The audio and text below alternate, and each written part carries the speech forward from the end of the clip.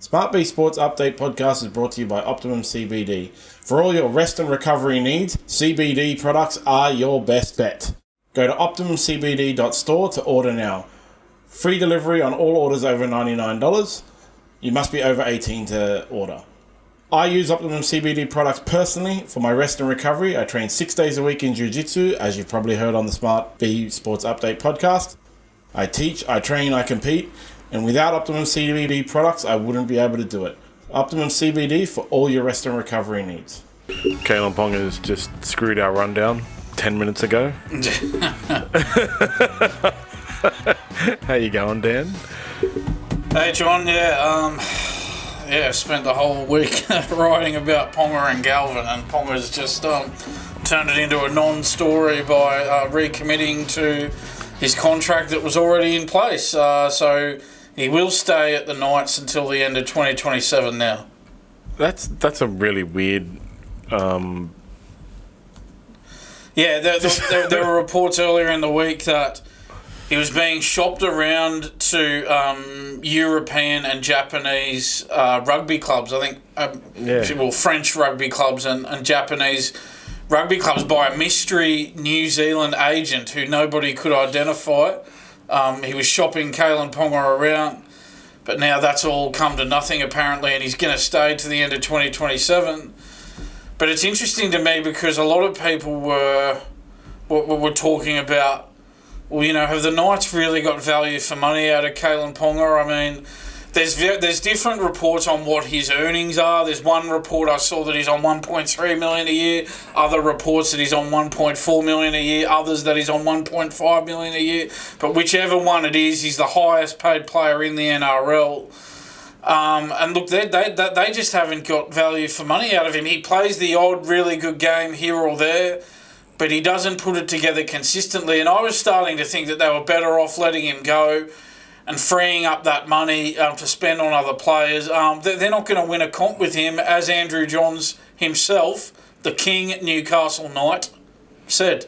Well, it's a bit of a weird situation, right? Because you have Adam O'Brien there, who's now there's reports that he's basically been sacked. And interestingly enough, he's been there 6 seasons or something and made the finals 4 times. No matter how much you criticise him, he's made the finals. I mean, they haven't done well in the finals. That's the thing. One year they did do well in the finals. One year they won one finals game and got to week 2. That was when they beat the Raiders in that extra time elimination final. But then they got hammered by the Warriors the week after. And every other year that you just referred to that they made the finals was at 4. I think you said 4 of the last 6 seasons. Yeah. Something like that. They've lost one final and that's it. That was done and dusted. They've only won one finals game in that whole run that you're talking about. Yeah, Adam O'Brien runs that knife's edge, razor's edge every year about being sacked or making the finals. And then there was the year that Kalyn Ponga made the finals for them. Yeah. So he was worth his money that year. And then, he was. That was 1 year where he was worth the money. So that was 2023. Yeah. Then you've got this situation where Kalyn Ponga's recommitted for his somewhere between $1.2 and $12 million salary per year. Dylan Brown coming there on his $1.3 million 10-year salary. So if Adam O'Brien goes, you have a new coach coming to the Knights where a quarter of the salary cap is taken up by 2 players. Yeah, and it's interesting you mentioned that. Dylan Brown's actually... I think he'll be relieved that Kalyn Ponga's recommitted because aside from the huge price tag, one of the main reasons Dylan Brown wanted to go to Newcastle was because Kalyn Ponga was going to be there. So if Ponga had have left early, well, it would have left Dylan Brown in a bit of a hole. He would have had to do it all himself at Newcastle. Imagine that sort of pressure. But anyway, we are going to get to Dylan Brown a little bit later. But let's start with Lachlan Galvin, the Lachlan Galvin show, because you can't have a rugby league week without Lachlan Galvin being featured.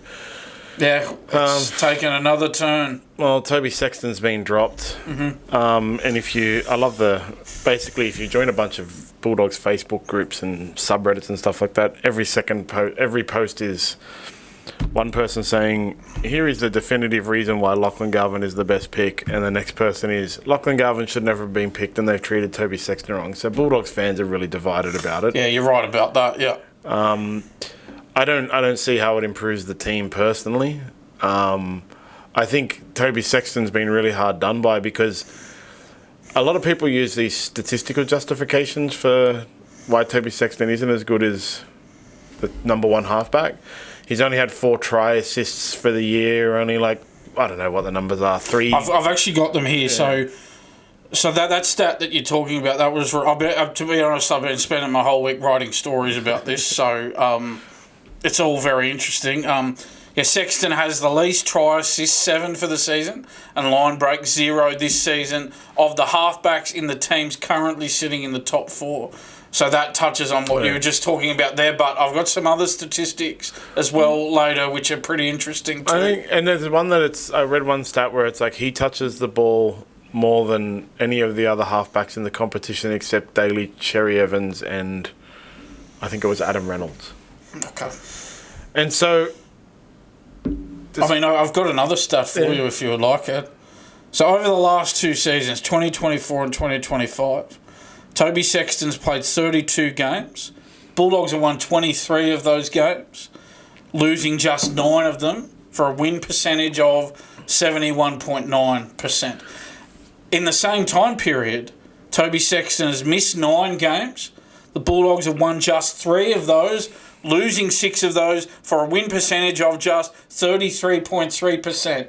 So there's a stat that is very interesting to me. I think because people will use individual stats to prove whatever they want, right? That's true. But I think I've got some more, which I'll go through later. Individual stat you can use that disproves all the others, right? So the people complaining about the line break one, or the line break assist, or the try assist, and he doesn't have any, it's counteracted by the fact he touches the ball more than any other Bulldogs player. So everything else that is happening in that team starts with Toby Sexton. Because he touches the ball the most. So even if he's just feeding the ball onto someone else, it doesn't matter because they're winning. You know, and one of the things I like, actually, I had one of my friends point out to me, I think yesterday, there's no such thing as a tackle break assist. Yeah, right? It's true. But it's true. The person passing the ball to you can really assist a lot with how your ability to get a tackle break. Yeah. And so when Stephen Crichton is getting a lot of tackle break things, they're not line breaks, but then the ball might be coming from Toby Sexton and allowing Stephen Crichton to isolate a player to get a tackle break. I'll give you a good example. You remember that game against Penrith where it was 1 try each? Yeah. And Sexton and Reid Marnie had a hand in the try, and then when Galvin came on, he didn't produce any tries. Sexton actually played a key role in setting up that try, but he didn't get the try assist on the stat sheet. And Reid Marnie got the try assist on the stat sheet, but Sexton was instrumental in laying on that try. Yeah. And so I think that's a good example of what you're talking about. Exactly. There's no try assists. Yeah. You know? Yeah. There's only so much you can look at the stats. I know I enjoy them, but well, I mean, you can look at the stats, and for some things you can prove them, but you can't just drill down on. And this is what a lot of the Bulldogs fans that are on the side of dropping Toby Sexton are using these really small stats to justify and say why Lachlan Galvin will be better. But then they're also not looking at the Lachlan Galvin stats, right? So you can go on about how Toby Sexton only has, whatever it is, 4 try assists and stuff like that. How many try assists does Lachlan Galvin have this year? Yeah, well, remember that game against Penrith? I went through it however many weeks ago it was, where I had a good look at the stats of Sexton and Marnie and Galvin's stats for that game. I know Galvin only came on for the last half an hour, but Sexton and Marnie had really good numbers in that game against Penrith. And Galvin, his numbers were non-existent in that game. So I'm on the side of Toby Sexton in the Bulldogs Lachlan Galvin saga. I've just, I've mentioned before, it's like Bulldogs go on and on about family connection, blah, blah, blah, blah, blah. But the Toby Sexton Reid Marnie thing is ridiculous. For me, the issue for me with it is, I think the fact that it's a debate is the issue, right? Yeah. Because it's not like, if they had signed Nathan Cleary or Jarome Hughes mid-season, then everybody would be saying, all right, well, sorry, Toby, you got to go here. Yeah. There would be no debate, right? But the fact that it's a debate, for me, means that they shouldn't be doing it. Yeah, because that's a good point. Because it's just... they were on top of the comp for 13 rounds. And people are talking about, their attack's gone downhill.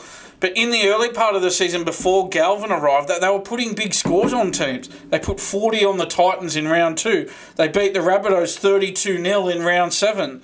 They put 38 on the Titans in round 9. They put 32 on the Raiders, the top team. They put 32 on them in round 10.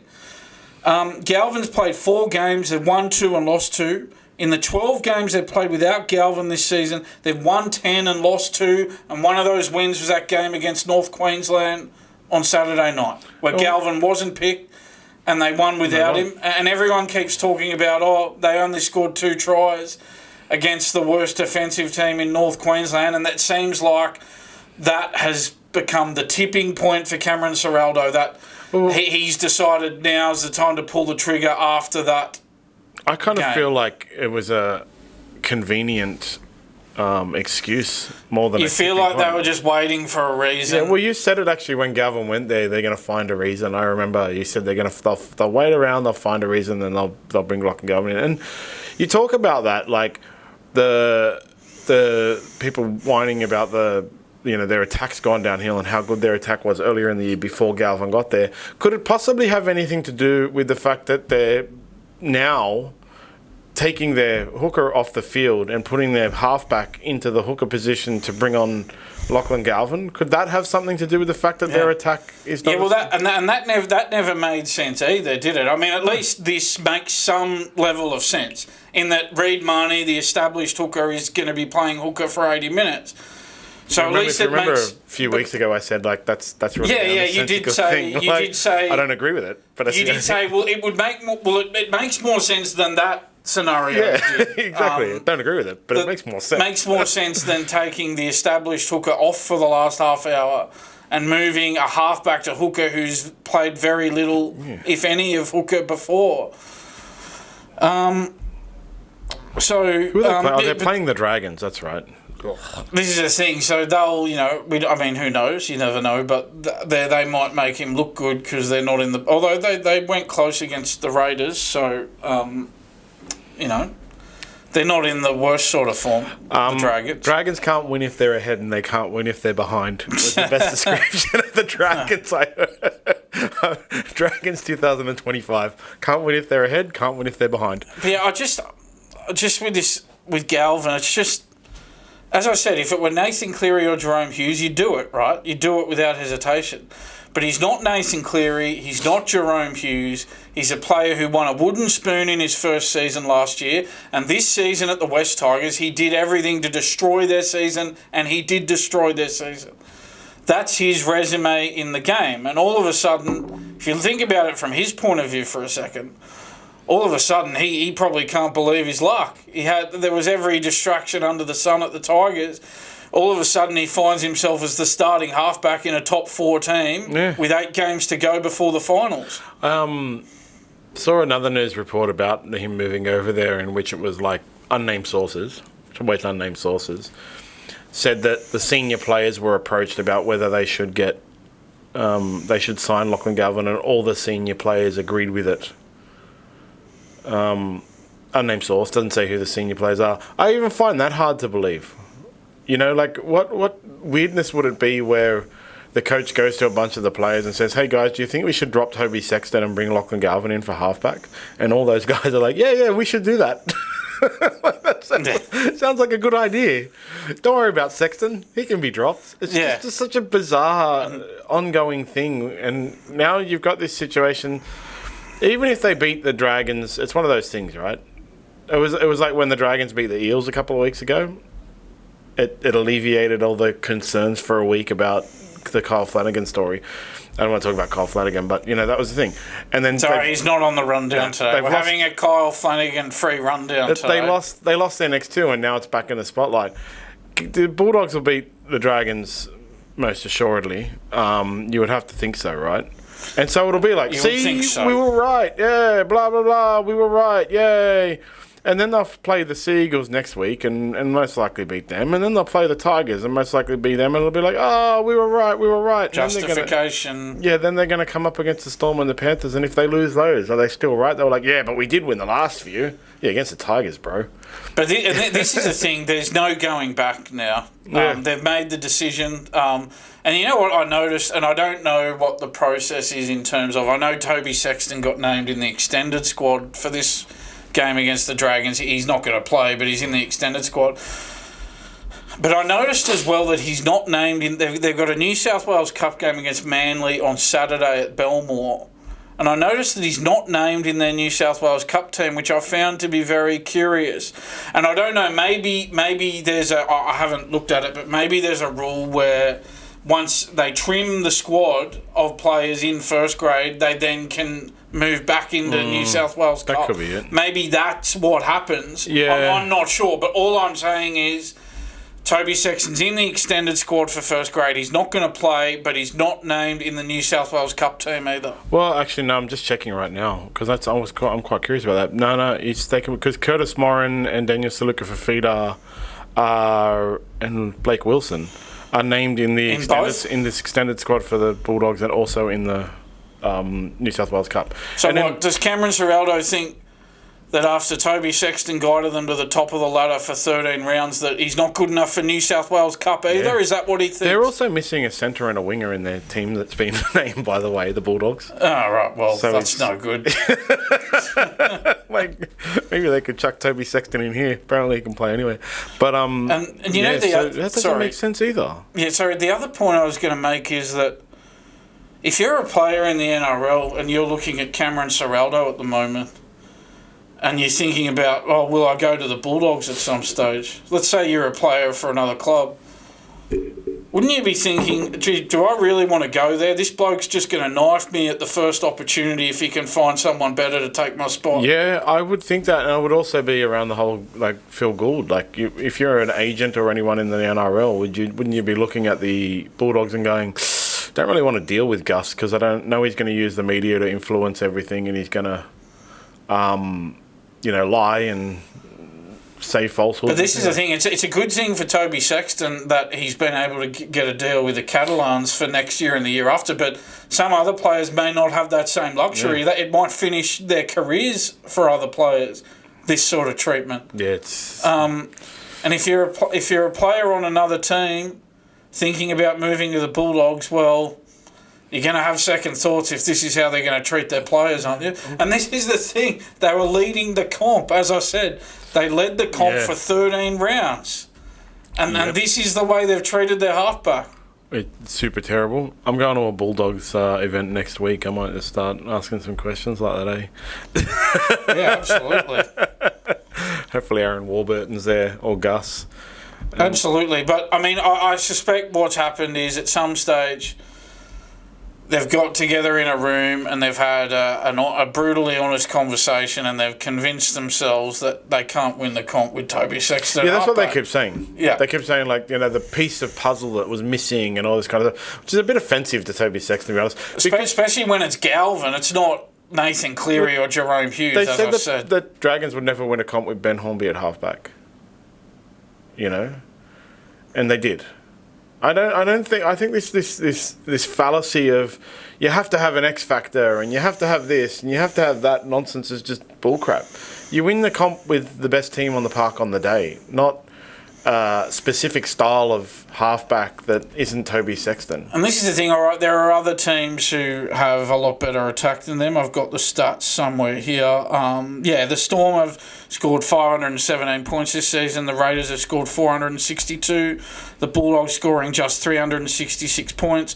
The Dolphins, Roosters, Sharks and Manly have all scored more points than the Bulldogs this season.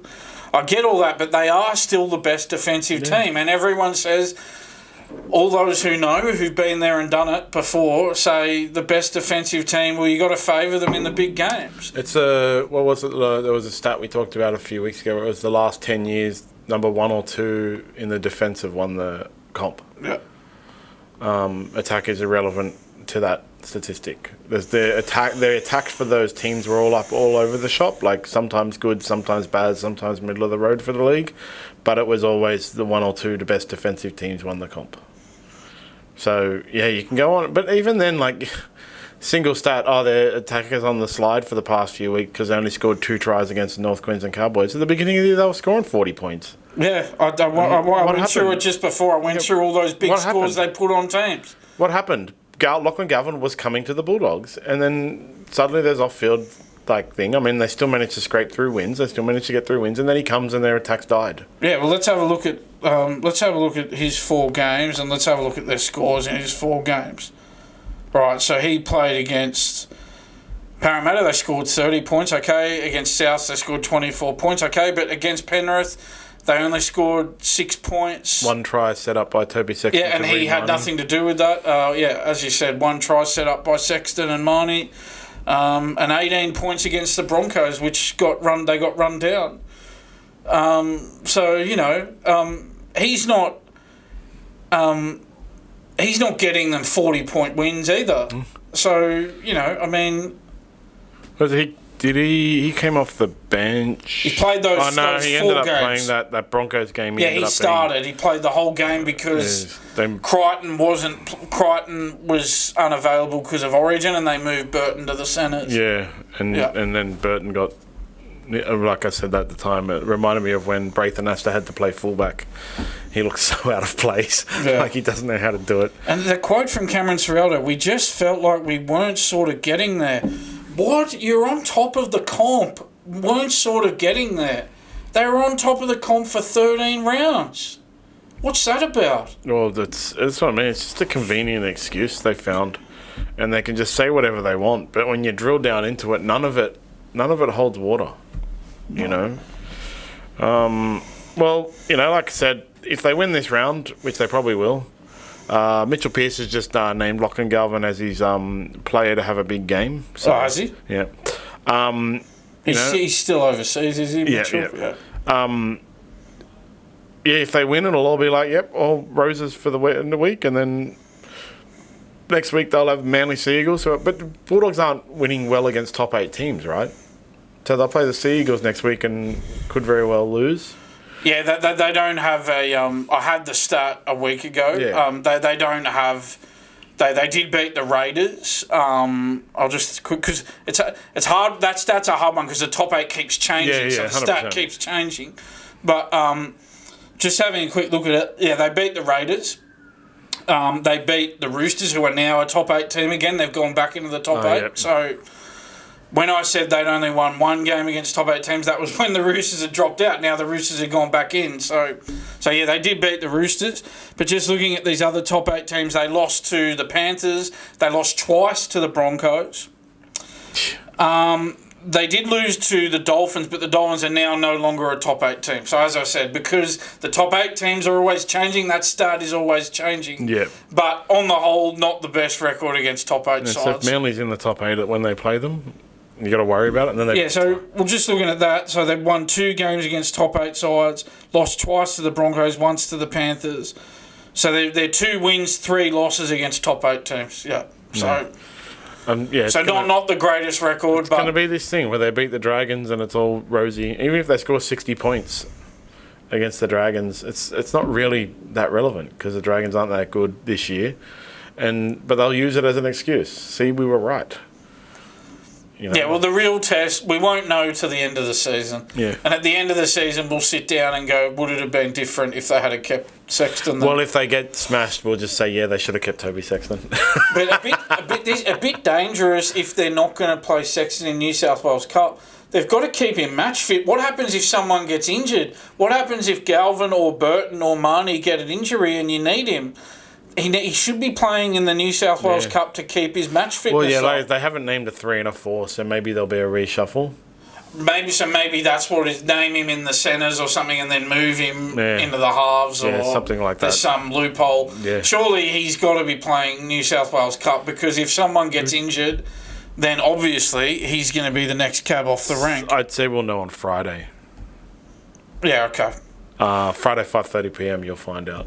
Because that's a 24-hour before. you know, and then they have because he'll get cut from the squad, and then you'd assume that once they actually cut. And I'm guessing they don't do that until they have to do it in case, you know, somebody rolls their ankle at training. New South Wales Cup, they also only name like the 18 players. They don't name like an extended squad or anything like that, you know. So, well, they've named 16 players, which is just bizarre in itself. So they can do badly. So I remember like, you know, there's been times where the hour before, then they cut their last player, not Bulldogs, but teams have cut their last player and then put them in New South Wales Cup. So, yeah, I think New South Wales Cup has a lot less... Because it's not... you can't bet on it or anything like that. So, I don't think it matters as much. They don't have as much strict rules. Yeah. Anyway.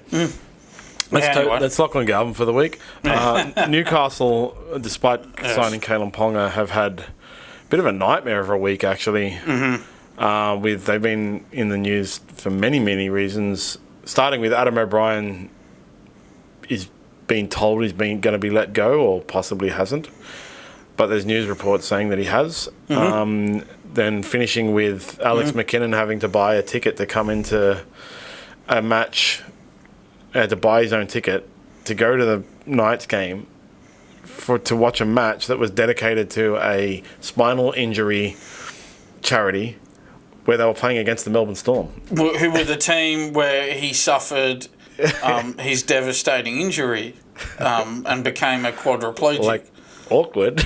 Like, what? Yeah, how could he not be given a free... He should have a ticket for life in a box. Yeah. Corporate box with free food and free drink for the rest of his life. I saw a thing where someone said, like, oh, you know, he should just always get the tickets. And then someone else responded, yeah, he told the Knights he doesn't want to work with them anymore. That's irrelevant. Just because he doesn't work there doesn't mean he shouldn't have a ticket to every game for the rest of his life. And like I said, like, he should be in the Knights box for the rest of his life. Yeah. Him and as many family members as he wants. I'm surprised he didn't sue the game. Yeah. Imagine how much he would have got. Yeah. Well, I'm surprised he didn't. Some of the other guys did.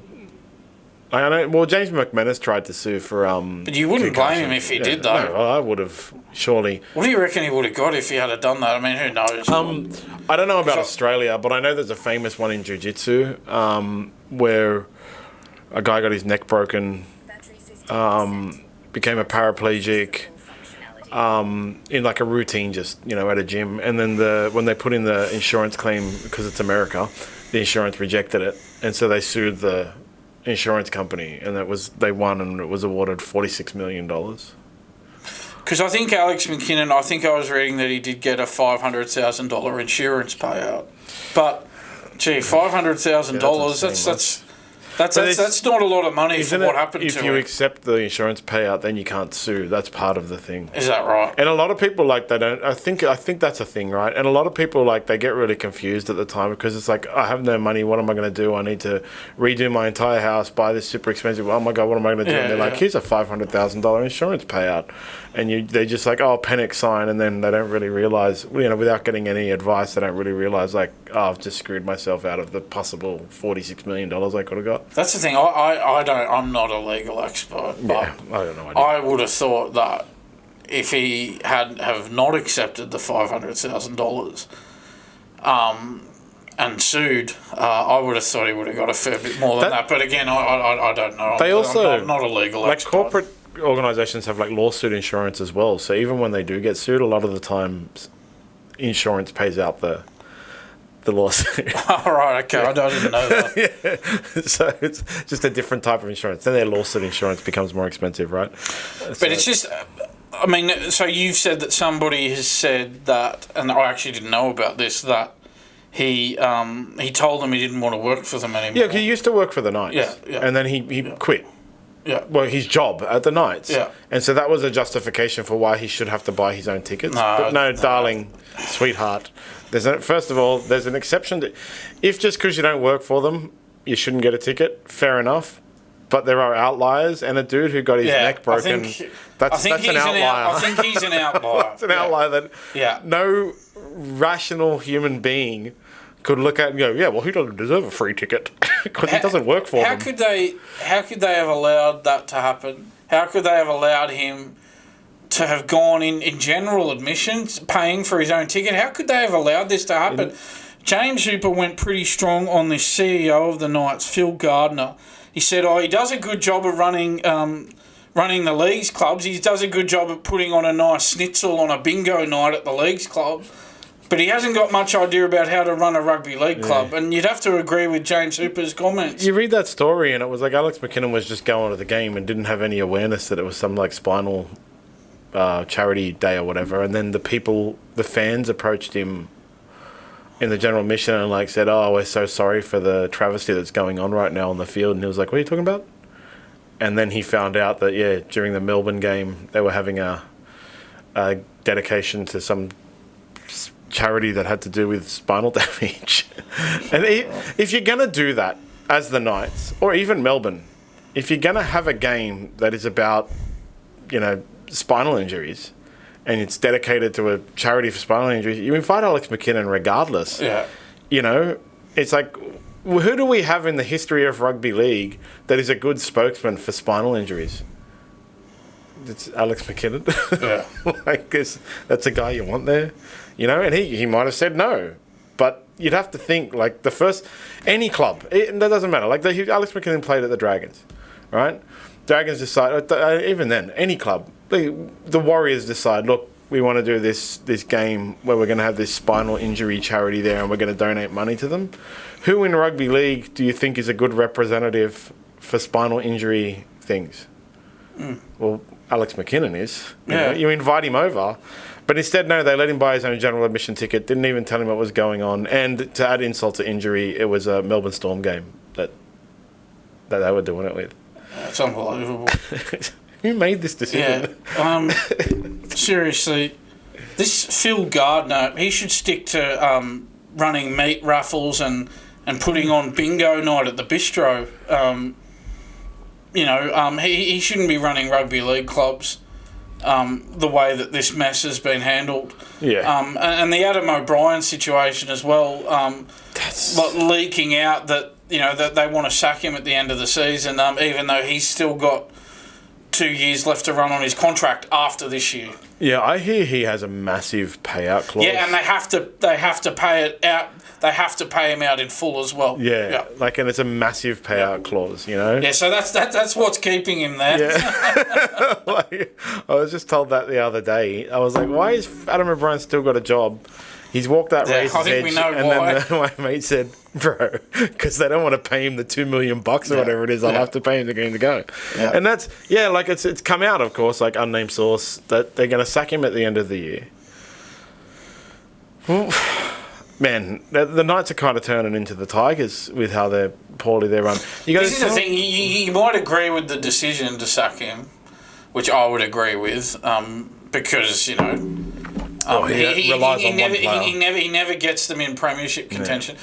But it's the way you handle these things. You don't want this sort of stuff to leak out into the media that you're going to sack him at the end of the season, 10 weeks before the season's over. All that's going to happen is have an effect on the team and make it worse for them. Off-field drama always affects the team, so they're just going to be worse, and then it will help with the justification of sacking Adam O'Brien.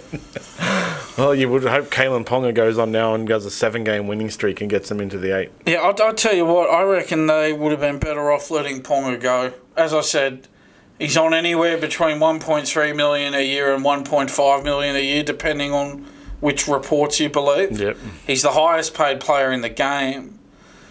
They're not getting that sort of value out of him, and they haven't since he went on that 10-game winning run in 2023, and which catapulted them into the second week of the finals. Yeah. So we were going to talk about Kalen Ponga. Yeah, but it's now turned into a non-story because he's staying at the Knights. But let's talk about Dylan Brown, yes. and then we'll move to the new Rugby 360 competition. Yeah. Well, that'll go in other sports anyway. But Dylan Brown, reports have emerged that Dylan Brown was offered the chance to go to Newcastle early this year and turned it down.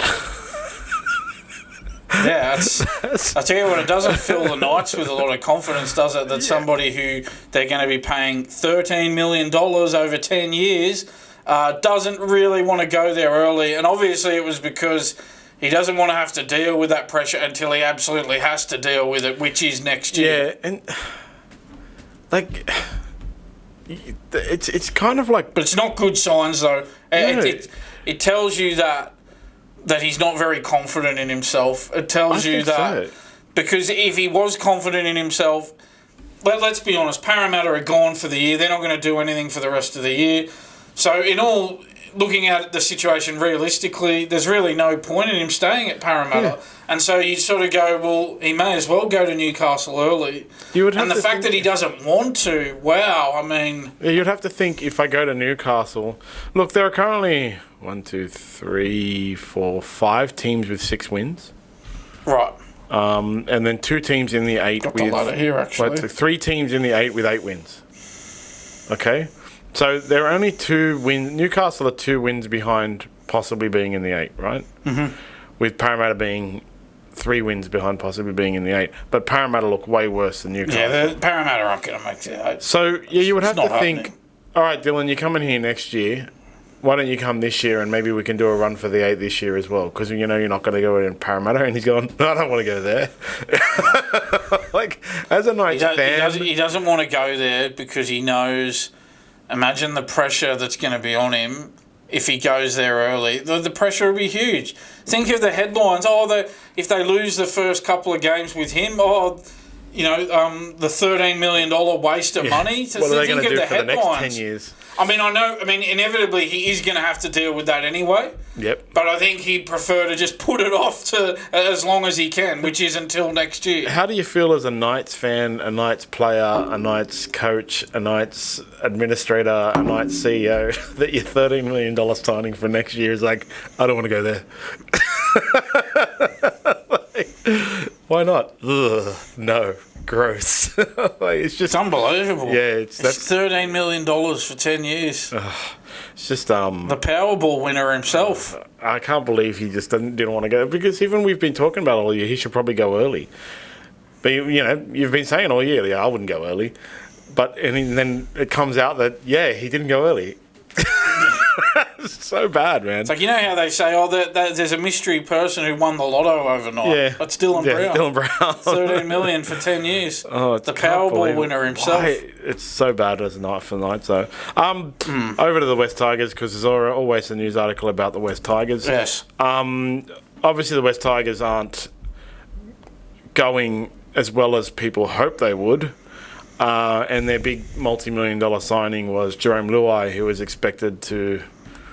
Look, Jarome Luai signed for the Tigers 2 years ago, and everybody pretty much wrote off 2024 because they were getting Jarome Luai in 2025 on big money deal, and he was supposed to catapult them up the ladder. Yeah. And now that he's landed, he's sitting down 14th on the ladder, which is a lot better than where they've been for the last 3 years, right? It's an improvement. Yeah. Well, but still, there's a lot of concerns that maybe it's not good enough. I think, basically people were expecting them to get up to 10th, 11th. Yeah, I think so, yeah. I think so. And they're still sitting at 14th. Yeah. I find some of the criticism I've seen a little bit unfair, because it's neglecting the fact that there was the Lachlan Galvin saga. Yeah. And that has had a massive effect. I think they're struggling to fix it, come back from it. Beginning of the year, we were talking about how they were really improved, and they got, what was it? They beat the Eels and the Dolphins at the beginning of the year. They smashed the Knights. They beat the Sharks. They beat the Dragons. Then they got smashed really bad by the Storm. And the Lachlan Galvin stuff started to happen around that time. Yeah. And that's really derailed them, and they ended up losing to the Rabbitohs. What was it, 6 in a row? Cowboys, Panthers, Raiders, Sea Eagles. And then they beat the Roosters when the Roosters had 13 players. Yeah. And then they got pumped real hard by the Warriors. My God, they just didn't look like it was, But I just find a little... Well, Jarome Luai didn't play last week, right? I'm just trying to think. I thought he might... I'll double check that. Let me have a look here. Oh, no, he did, yeah. He did. So he did back up after Origin. Yeah. They beat the Roosters without Jarome Luai. That was when he was unavailable. But I was going to say that they're not really in a position to be resting Origin players. No. They need all hands on deck. So I find it like a little bit unfair, but then again, when you're that big money major signing that they wrote off a whole year, but the fans, club, everyone basically wrote off a whole year for him to come there. You know, they wrote off 2024. They just wrote it off beginning of the year. They went, don't worry, next year we're getting Jarome Luai. We know we're going to go real bad. And they ended up with a wooden spoon because of it. And then he's come there and hasn't really performed to the level they want. You just feel like there's always... And I know the Galvin situation has been a huge distraction. Of course it would be for any club. But... you just feel as though there's always an excuse. Yeah, with the Last year, the excuse was, we're getting Luai next year. We'll wait for that. Now they've got Luai. Now the excuse is, look what happened with Galvin. It just seems like they're always on the hunt for an excuse. So next year, what will the excuse be next year? I'll tell you, I'm going to predict it now, my Magic 8 Ball. Because if you remember, Jarome Luai has to get out after 2 years. He's not going to commit to the extension. So the distraction of that, If they start, I'm just predicting that now. Yeah, we'll mark that in our calendars to see next year if it comes up in the news. So I kind of feel that some of the criticism is unfair, but then again, I really I'm sitting on the fence there, absolutely fence straddling. I feel like a lot of the criticism is really fair because he's supposed to be this senior player, 4-time premiership winner that can overcome all that off-field stuff. And his form hasn't been the best. But then, there's the conflicting thing where it's like, his form hasn't been the best because he hasn't had a good or is he playing halfback still? I think he's back at 5'8". Yeah, hasn't had a good half partner. Because Finu's playing at halfback. Hasn't had a good half partner inside him to help him.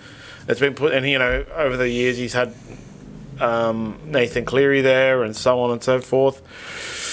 It's just, the Tigers, man, they just can't move forwards.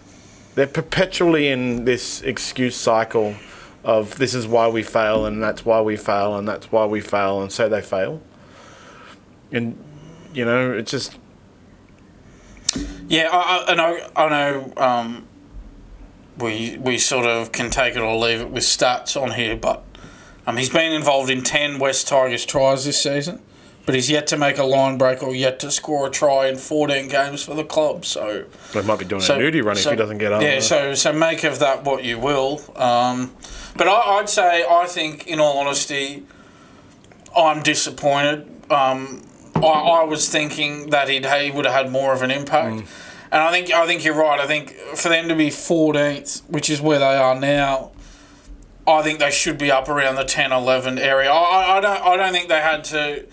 I think making the 8, that was a bit much of an expectation, but certainly about 10, 11, that's where I think they should be, not 14th. I think if you're signing a player of Jarome Luai's calibre, I don't think it's good enough to just avoid the spoon and be satisfied avoiding the spoon. Especially because they waited for him. They wrote off 2024 and waited for him. Yeah, that's right. If they had they had tried their heart out for 2024 and then come back and you give it a little bit more kind of thing, but it was like Jarome Luai is going to come here and the expectation is he'll catapult us up to 10th. Now they have a bye to go. Obviously, they've got 6 more games to play. They could very well end up finishing 10th. Because that part of the ladder is really compressed. So let's see what their run is. Titans, they're favourites to win that game. Panthers, look out. And Bulldogs, probably going to be some trouble there. But then they got the bye. Manly, probably not. You'd probably have to favour Manly. The Cowboys, they could beat the Cowboys. They could. The Cowboys are the worst defensive team in the comp, so they could win that. That could be. They're not going to beat the Raiders. They could beat the Titans. So I think I've been Titans, Cowboys, 2 to 3 wins, and the Titans. So they got 2 games against the Titans and a game against the Cowboys. So realistically, they should be trying to win half of those games. So 3 of those 6 games, and if they were to do that, they would finish with 9 wins for the year. Which is a bit more respectable for a team that's won 3 straight wooden spoons. So it'll be 18. Oh my God, stop it. The ads, bro. All right. So 9 wins for the year last year put you at 13th. So they're not going to go much higher. No. But if they were to win all of them, 12 wins for the year put you at 9th. So, they managed to pull off a couple of upsets. So, like I said, they could end up finishing 10th or something, and then everyone's going to forget because, rugby league is only a week long and rugby league fans' memory is only a week long. Yeah. But what you really got to look at is the year as a whole. And even if they go and... That was the whole thing with that Kalyn Ponga run in 2023. People just only remember the Knights being in the 8. But then go and look at the first, basically 2/3 of the year, and they were one of the worst teams in the comp. Yeah, so just to clear that up, I think they've got 7 games to go, the Tigers. So they've got the Titans, Panthers... They got a bye in there. Bulldogs, a bye, Manly, Cowboys, Raiders, Titans. Yep, 7 games to go. Yep. So they win 3, they'll end up around the 14th mark where they already are. If they win 5... Tell you what, if they don't win any of them, Benji will be in some trouble, I reckon. Yeah. Let's talk about Origin. Yeah. The bane of my existence. So Laurie Daley has been reaffirmed as coach, apparently. Yeah, I can't believe it. Yeah. Can't work it out. I can't work that out at all. It's so obvious that Billy Slater outcoached him. Yeah. It's so obvious that the team was wrong. After game 2, he made no changes. Yeah, when they got beaten, and the problem was they came back in the second half and they scored more tries than Queensland in that game 2 in Perth. And so I think that lulled him into a false sense of security. He read too much into that comeback, even though they lost the game. And that meant he thought, okay, I can just leave the team as is. Got lulled into a false sense of security and paid the price for it in game 3. That was one of the biggest criticisms about him last time. He's just too loyal to the team. So he hasn't learned anything from last time. I don't think he should be the coach. I don't know who should be the coach, but unfortunately for Laurie Daley, I don't think he should be the coach. Everybody likes Laurie Daley. You feel bad for him. That's the thing. It's not a nice guy competition. He's a nice guy, but it's... And look, I think it's a real you make a good point there. I think it's a real problem because he's got a lot of mates in the game and he's so nice to everybody that nobody will actually say what needs to be said, which is that, come on, he's got to go. This is a guy who won 1 series out of 5 in his first stint as New South Wales coach between 2013 and 2017. And I know Queensland had a great side, but hey, at the end of the day, you're the coach, you're judged on the results. That's the way it is. Of course they're going to have a great side. It's state of origin, it's Queensland. He won 1 series out of 5 between 13 and 17, and now he's come back and he's lost the first series. This time he doesn't have that excuse. This time most observers thought New South Wales had the better team on paper and should have won. Well, they were paying $1.44 to win, so they should have won. And this in is the Sydney, thing. in a decider, And this is the thing. So he just looks at game 2 and goes, oh, yeah, that was a good comeback. Even though we didn't win, I'll just keep the same team. Meantime, Billy Slater, who won the game in game 2, he wasn't satisfied after winning the game. He moved Hamiso Tabuai-Fidow to fullback, which proved to be a masterstroke. Shifted Valentine Holmes to the wing, brought in debutant Germat Shibasaki, and got Josh Papali'i to come out of rep retirement. He made all those changes after game 2, and all of them were a masterstroke in game 3. It made Queensland better. That's what he did, even between the games. He looked at making Queensland better. It was really weird, were they so scared of Shibasaki? Because all the way through the series, first 2 games, they would just constantly hammer the other side that Shibasaki came in and took the spot for. And then in the 3rd game, they finally started going to Latrell's side. And yeah, he got some good line breaks and some good touches. Couldn't complete because of amazing Queensland scramble defence and Tom Dearden. As New South Wales just didn't, and when it wasn't working, they didn't change anything. Isn't that actually the coach's job as well, to get down and go, why you guys keep doing the same thing? We have to move to plan B now. You have to go cattle dog or whatever. I just think Laurie Daley is not the coach. And even the inclusion of Craig Bellamy was supposed to be so he could make those hard decisions, and he didn't end up making the hard decisions. And I imagine that meeting went down as, I think we need to make some changes. Well, I'm the coach and I got final say. you know. And, that's right. Against Queensland, it's not enough to be happy with losing a game by 2 points and making no changes as a result of it. Against Queensland, it's not enough to just assume that, we're going to win the decider because we're playing at home. Like, you can't beat Queensland by playing it safe. You're into your fight sports, right? It's not, to use a fighting analogy, it's not enough to just knock Queensland to the ground. You got to punch them out of the ring to win. Super necessary, man. You got to keep hitting until the ref says stop. That's it. He's got to. Unfortunately for him, you always got to caveat it with that as well, which I find like one of the most annoying things about it. Unfortunately, he's a good bloke, but he's got to go because he's not going to be able to do it. Yeah, again, it's not. He's a good bloke. It's not a good bloke competition. You don't get if you got if you got 4 points for having the nicest coach, New South Wales would have won game 2. But you don't get 4 points for having the nicest coach. But this is the problem. The whole of the mainstream media, because I'm sure all of them know him, and because they know him, they know that he's such a nice guy. But the problem with that is none of them were prepared to call it as it is and say that, well, no, sorry, you got to go. He's now 1 win from 6 series in charge. He's got to go. I'm sorry. Slater's now won 3 of his 4 series in charge of the Maroons. I'll tell you what, it pains me to say it because I really didn't like how he handled that situation where he brought Paul Green into that situation with Aaron Woods. Yeah. I really didn't like that. It showed a real lack of class and, just completely distasteful, and it's put me right off Billy Slater, to be honest. But you can't deny his record, winning 3 series out of 4 now as Queensland coach. He's a very good tactician. You've got to give him that. With teams that are worse, I think that's really important to acknowledge for Billy Slater. You've got to give credit where credit is due. With teams that are worse. Yeah, that's right. That's right.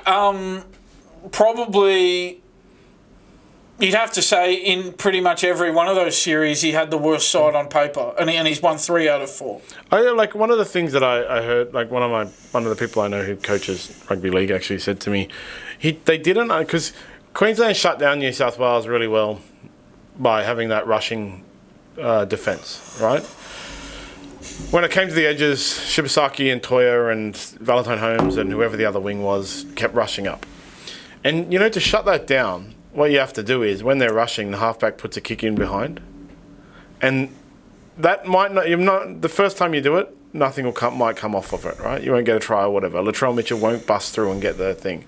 But second time you do it, it makes them second guess their rushing up defence to give yourself more space. And they never did that. Yeah. So it's like, your halfback and your 5'8" and your hooker and all your playmakers or whatever are supposed to do that on the field. But if they're not doing it, the coach is supposed to send down a message saying they're rushing up on the edges, put a kick in behind when they do it, make them turn around and second guess their rushing defence. That's where they're shutting down. But nobody did that. And that's a coaching thing, and he didn't do it. But is it because he's such a nice guy that he's like, don't worry, Nathan Cleary's got this? And did you see that play where Stephen Crichton put in that really well-weighted kick into the in-goal where if they actually had chasers up on the inside, they would have got a repeat set out of that because it was such a well-weighted kick. He's very good at that, Stephen Crichton. Every kick he puts into the in-goal is well-weighted. It's unbelievable. But there were no chasers following it through on the inside. And I can't remember the Queensland player who retrieved the ball, but he got back in the field and played. I think it was Shibasaki, right? I'm not sure. I can't remember. But that doesn't matter. That's not the point. The point is, why weren't there New South Wales players coming up on the inside? Yeah. These things you highlight are all coaching issues. Yeah. And what it comes down to is, unfortunately, the coach hasn't done his job. And I know it's only been one. He's rolled out all the old cliches. I've still got work to do. But this is the thing. This is why, usually, and it applied to Brad Fittler, he lost 2 straight series and he was sacked. Usually the sort of unofficial rule is you lose 2 series in a row as Origin coach, you go.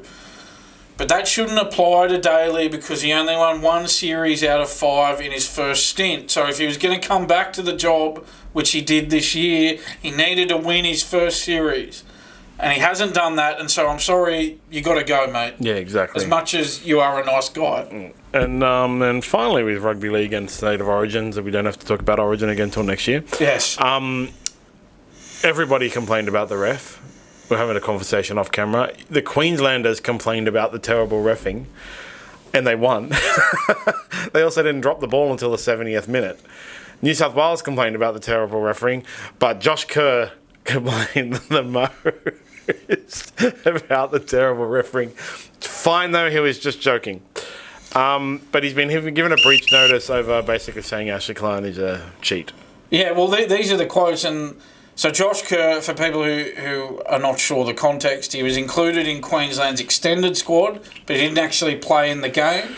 And then the morning after the game at the team hotel, the TV reporters caught up with him and interviewed him on camera. And he had this to say. He says, and I quote, I'm not sure how much trouble I could get into for saying it. Well, you know. Yeah, well, so it sounded like he knew what he was doing. Yeah. And then he says, but geez, I thought Ash Klein did a bit to try and even it up or make it a bit closer. He said, we were sitting there going, it's rorted, the game's rorted. I haven't got the best eyesight at times, but I'm watching forward passes and sugar. Yep.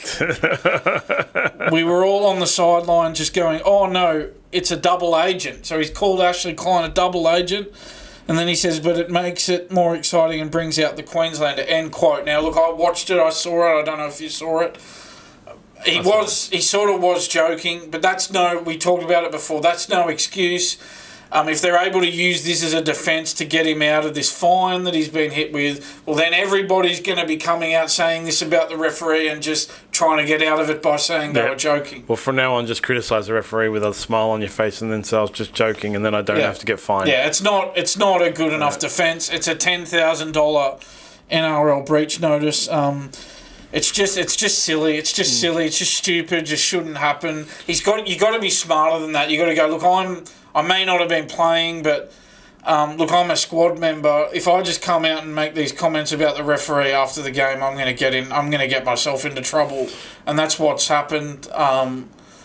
So it's too bad. If he gets fined the 10 grand, well, tough. He's got to learn from it. Well, and the stupid thing is, it sounds like he knew what he was doing with that first line that I read out. He knew that he was going to get himself into trouble, but he just got himself into trouble anyway. Yeah. And the fine is deserved, and he should be fined. Woke up this morning after 2 hard training sessions. Oh my God, I have so much washing, and boy, does it sting! But luckily, I have Garame Cleaning Codes Gear Guard, Clear the Funk, proud sponsor of SmartB. I've tried all of the ones that are around, and they're the ones that I suggest. They leave my clothes after training smelling like nothing. They don't do this thing where they smell like chemicals or flowers, and they don't advertise themselves as being a washing powder replacement. Instead, you add 1 cupful to your laundry, and off you go. Head to garamecleaning.co and buy yours now. GearGuard is a proud sponsor of the SmartB Sports Update. Me v you this weekend, Dan. Yeah, so we'll see how it goes. I don't want to get too cocky or anything. So we got to see how the game plays out. I just think with Galvin at halfback, the Dragons have a good chance. Well, hey, maybe the Dragons are a better chance of winning with Galvin at halfback than they would have been if Sexton had been the halfback. That's what I really feel. I actually do think that. Okay. So as soon as the team was announced, I was like a little bit, maybe we can actually go a bit better. Okay, and so doesn't that tell you that maybe it wasn't the right decision then? If opposition supporters like yourself are looking at it going, we might be more of a chance this week. Yeah. Over to tennis, Wimbledon's over, and it's clear that Jannik Sinner and Iga Swiatek are back on cycle because they won the male singles and female single titles. Yes. Nick Kyrgios, of course, posted about it. We don't talk about him anymore, do we? He's been banished from our rundown. Yeah, but he's been banned from our rundown. Both of these players were tested positive for performance-enhancing drugs and was very controversial around their bans and stuff like that, especially when compared to other people. Yeah. And so, to my mind and a lot of other people, it's made a mockery out of this year's Wimbledon. Yeah, well, Swiatek, you mentioned it. She served a 1-month suspension. And as for Jannik Sinner, that 3-month ban that conveniently fell between the Australian Open this year and the French Open this year. And so this is unfortunate. You've got 2 players who've taken out the Wimbledon title, and this is the first thing that comes into people's minds. Unfortunately, when you think of Iga Swiatek and Jannik Sinner, the first thing you think about is the doping. Yep. That's just being honest. That's just how you feel. This is a real concern for tennis going forward. It's the doping because of the controversy around it, because of the relaxed bans for them and other worse bans for other people, the hiding of everything, the delays in decisions, all that kind of stuff. That's why. If it had just been 2 years ago, they popped, they took their 1-year suspension, come back and won, everyone would be like, okay. But because of the nonsense, they haven't done their time here. Is the issue. The nonsense around it. Everyone's like, yeah, well, they're probably just on drugs. And don't you feel bad? I mean, if you take Swiatek, for example, Amanda Anisimova lost 6-love to her in the final. It was like it was over in 57 minutes. But doesn't it make you feel really bad for her that she was put through that by somebody who we think is tainted? Absolutely. It's terrible. Because that was humiliating for her. Yeah. She had to get up and speak after that, and what a humiliating experience.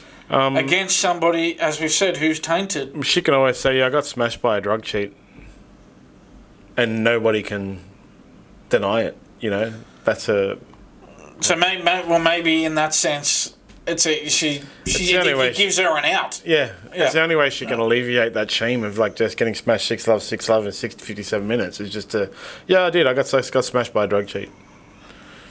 And that's the thing. Like when you have drug cheats in sport, when there's all controversy, it's like, the most famous one in MMA is John Jones. Popped multiple times, got suspended multiple times. His last suspension was really reduced, and then all these drug rules changed mysteriously around it.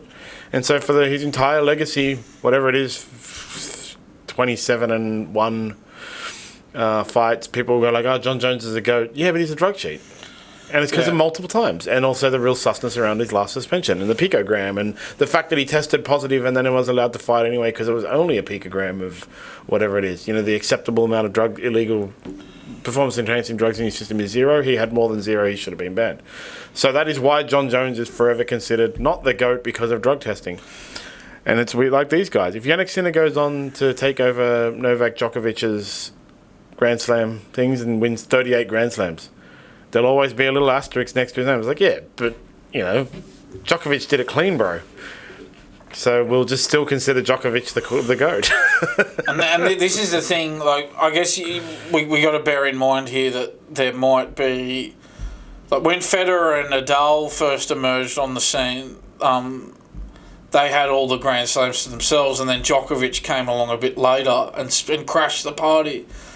And now we've got a situation where Sinner and Alcaraz have emerged here above the pack. Now, who will be the third wheel to crash the party? It's easy to say there won't be one because we haven't seen them yet. But that person may come. It's going to be Cruz Hewitt. I hope so. I really hope so. I don't know if that's the case, but it's going to be Cruz I really Hewitt. hope so. Did you see that the player who beat him did the... Yeah. You got to laugh at that, don't you? It was hilarious. Yeah, he was good-natured about it, too. Yeah, it was good-humoured. I thought that was... I thought that was funny. That's good, because those guys don't... Cruz Hewitt and Leighton Hewitt. Cruz Hewitt obviously has Leighton Hewitt's attitude of not taking himself so seriously anymore. So they both laughed. It was cool. Over to the cricket. That West Indies nonsense is over. Yes. Australia batting still sucks. Yeah. But that doesn't matter when you bowl your opposition out for 27. Far out, man. It was a hat trick in there? Yeah. Scott Boland. Has taken the first Test hat-trick by an Australian man in 15 years. I've got to get that in. Yep, you have to. First Australian man in 15 years to take a Test hat-trick. Well done to Scott Boland. Always does a great job when he fills in. West Indies have bowled out for 27, the second lowest score in Test history to lose by 176 runs. Unbelievable. Mitchell Starc took his 5-wicket haul in just 15 balls. the fastest in history, including 3 in the opening over, to leave the West Indies in tatters at 6 for 22 at tea. Terrible. Unbelievable. The last Australian man to take a hat-trick in Test cricket was Peter Siddle in 2010 in an Ashes Test at the Gabba. Yeah, well, that's over now, and then South Africa is coming to Australia next. Yeah, so there's a whole... But I'll be totally honest with you. I follow the Test cricket very closely, but T20 internationals and ODIs are not my cup of tea. But so they're going to play a bunch of ODIs and T20 internationals between now and the Ashes, and their next Test cricket won't be until the Ashes in the summer. So. Okay. I know there's a bunch of stuff on. It'll all go up on Smart Play soon. We were just discussing it. Yeah, there are a lot of those. To be honest, I'm not into them because there's only so many things you can follow closely. But none of it's on free to air anyway, so they won't be watching it. That having been said, that England-India series is very interesting.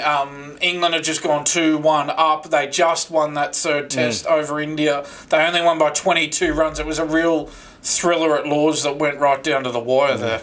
And then, we chucked this onto the rundown just because of Kalen Ponga.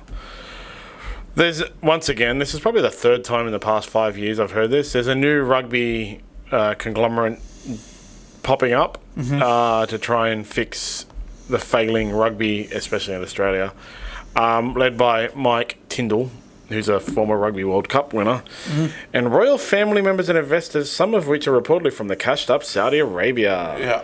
So it's this Rugby 360. Rugby 360, yeah. So I did a story on it yesterday. So Roger Tuivasa-Sheck, I believe, is in the final stages of negotiations. Yeah. It may have, by now, it may have been done, the deal. I'm not sure. I'm not looking at it. But as of yesterday, he was in the final stages of negotiations. So... From what I understand, Tuivasa-Sheck is going to be on $550,000 on his Warriors contract next year. But this Rugby 360 mob are prepared to give him a close to $1 million a season. So that's going to be nearly double the pay that he'll be getting at the Warriors next year if he goes to this Rugby 360 in 2027. I think Tuivasa-Sheck is 32 years old, I think. Yeah, 32. So, that's... and by then he'll be 34. We're talking 2 years down the track here. So that sort of money is going to be very hard for a 34-year-old to pass up. They're also, I don't think they're in... Obviously, as I said, Tuivasa-Sheck is deep into negotiations. I don't think Ryan Pappenhausen has had negotiations with them, but they want him. He's a target of theirs. They want to get him. And what I understand is, as I talked about before, Kalen Ponga's on around about $1.5 million a season as the highest paid player in the NRL. From what I understand, these players in this Rugby 360 Saudi-backed competition, the best players, the top players in this league are going to be getting $3.1 million a year. Yeah, I got it here. So the top 40 stars that have already signed heads of agreement with the Rugby 360 competition are all on £1 million, which is around $2.1 million per season. It's currently, there are only 5 rugby players globally who earn that much. But 40 players have already signed heads of agreement. Tell you what, look out. Yeah. Look out if this gets off the ground. And I know it's in the early stages, but if this gets off the ground... Well, this is the thing. They're going to be able to take whoever they want. This will be Live Golf NRL style. It's got a bunch of people from Live Golf connected to it. Yeah. And, one of the things, I didn't even really know this. We talk about how rugby unions died in Australia. Apparently, a bunch of other countries are also noticing the decline. It's only international rugby that gets a lot of interest. And it does get heaps of interest. There's Australia and somebody are playing right now. Is it the British Lions? Yeah, that's what it is, the British Lions. Yeah. One of my friends is going and his ticket was $750 and it's sold out. Is that at Homebush? No, he's going to the Melbourne one. Oh, right. $750. Yeah. So international rugby still has a massive following. It's club rugby around the world that is having an issue. So apparently France, England, these kind of club rugbies. And this is not the solution for dwindling club rugby, is what they're saying. But I'll tell you something. If you go look at cricket, the solution to dwindling domestic cricket was the IPL. It was a super rich company that spun up a super rich competition, and that has now been replicated around the world. So actually, maybe this is the solution to dwindling club rugby. A super rich competition spinning up, giving players heaps of money, and then it being duplicated around the world. Because now you have we have the BBL, which is apparently the second highest paid, was up until last year the second highest paid T20 domestic competition in the world. Yeah, and there's a big gap between 1 and 2 there. Yeah. But it's now you have the South African League, which is apparently really big, and there's a Saudi Arabian IPL equivalent, and there's a Caribbean League. Yeah, the Caribbean one, Yeah. and so maybe it is the solution. Well, I'll tell you what. If those numbers are the numbers that I was writing about yesterday, if they're on the money of those reports, that the top players are going to be getting over $3 million a year. Well, you really with that sort of money, and again, I talk about Kalyn Ponga. He's the highest paid player, so he's the highest paid player in the NRL. So most players obviously are earning, a fair bit less than what he's on.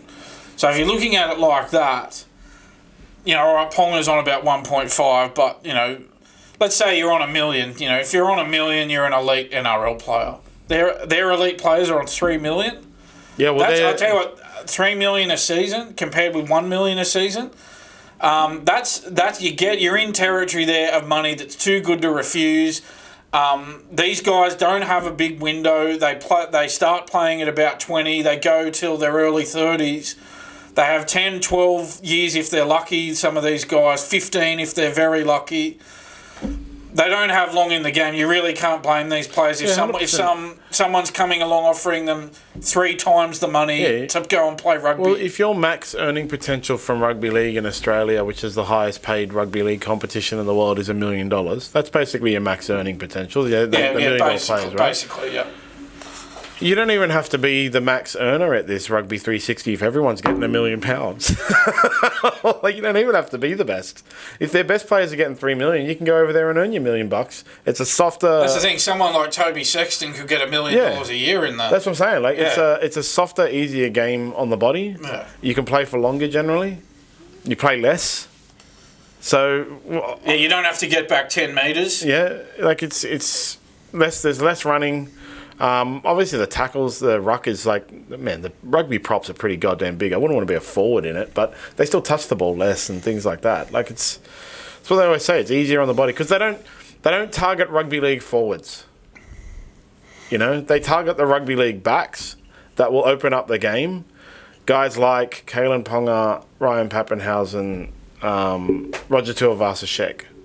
And the backs touch the ball way less and required to do less in rugby union. So it's way better for them. And they don't even have to be the top earner in the competition. And they'll still be earning more money than what they're earning in rugby. What their entire earning potential is in rugby league. I'm going, man. If someone said to me, you have to work half as much, right? I will pay you the amount of money that is equivalent to the best person in your field. And you don't even have to be the best.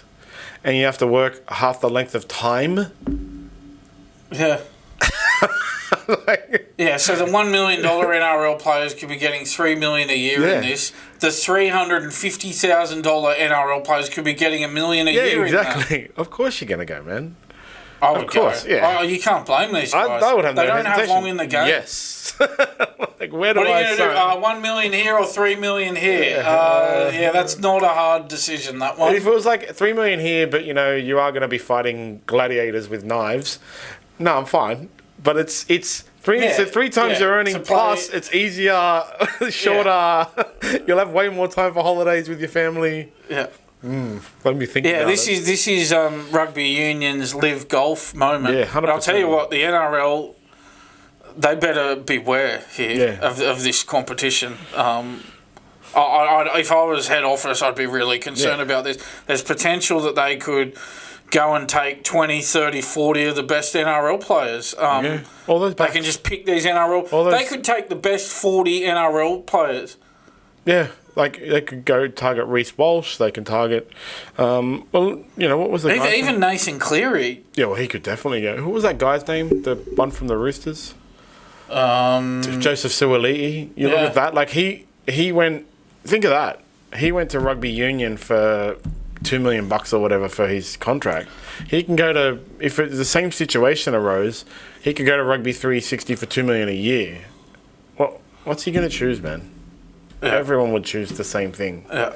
You can say all you want about loyalty and like, come on, if you're in their position, player they don't have long in the game. And that's the thing. I don't know who knows what the tax situation would be with those salaries. I wouldn't have a clue, but I don't know. I feel like the Saudis would be very good maybe at making sure you don't have to pay a whole lot of tax on what you're earning. Yeah, somehow. definitely, for sure. Yeah. So then that is another factor as well. Yeah. Big time. Because players on $1 million a year here, half of it they lose in tax. So it's really only $500,000. Yeah. So that's another factor. So say that the Saudis have come to some arrangement where you're basically not paying any tax on what you're earning. Well, it could be $3 million versus $500,000. I'm going. Yeah, see ya. Well, that's so Sonny Bill Williams lost to Paul Gallen in their boxing. Did you watch that? No, not at all. No, you wouldn't waste your time on that, would you? It costs money. It costs $70. Are they crazy? Who would pay that?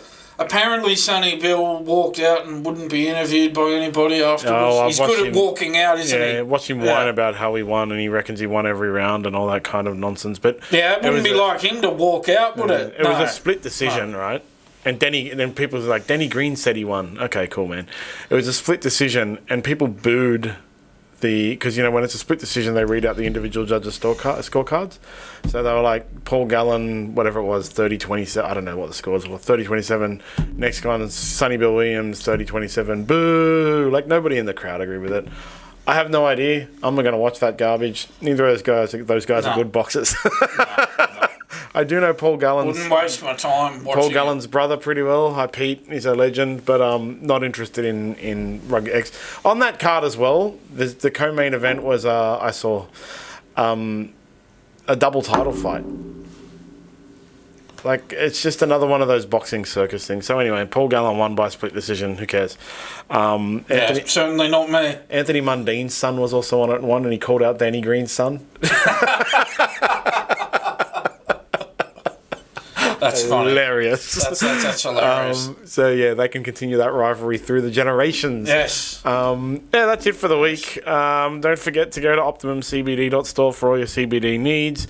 Must be over 18 to order. $99 gets you free delivery.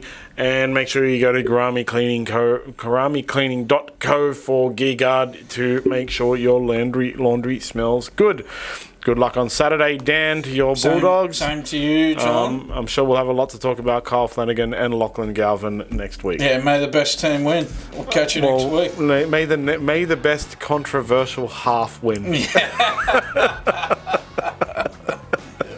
well put. Yeah. In other words, Kyle Flanagan.